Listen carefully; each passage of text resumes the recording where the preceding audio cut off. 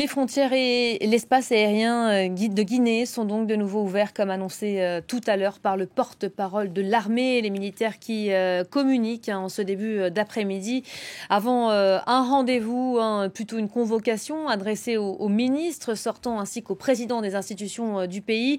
Et ces derniers étaient convoqués à 13 heures à Conakry. Rendez-vous passé de 2 minutes à peine. On va retrouver tout de suite sur place notre correspondant Malik Diakité. Bonjour Malik. Avant de revenir à ce rendez-vous plus politique, un mot peut-être du climat d'abord qui règne à Conakry au milieu de journée.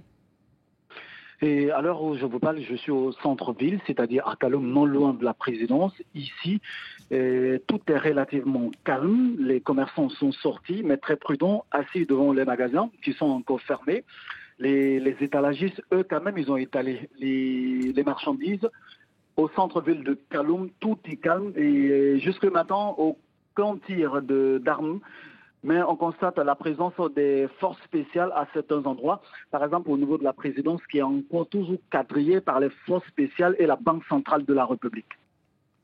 Sur le plan politique, maintenant, on ne sait toujours pas ce qu'il en est d'Alpha Condé. Beaucoup d'interrogations. Les ministres sortants, je le disais, sont convoqués depuis quelques minutes, tout comme les présidents des institutions. Avez-vous de leurs nouvelles, peut-être ? Oui, et pour l'heure, aucune nouvelle encore du président Alpha Condé. Il ne souhaite pas, les forces de l'ordre ne souhaitent pas communiquer là-dessus. Mais au Palais du Peuple, nous étions là-bas tout à l'heure. Il y a la population qui est massivement mobilisée. Les diplomates et des ministres de la République sont déjà sur place. Dans la foulée, nous avons reconnu le ministre des Affaires étrangères qui est déjà arrivé au Palais du Peuple.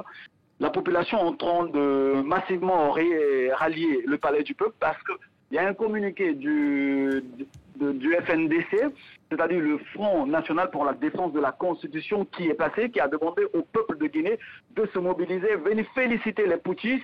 Dans la foulée, ils ont aussi annoncé la libération des détenus politiques. Merci beaucoup Malik Diakité, qu'on retrouvera en direct donc de Conakry.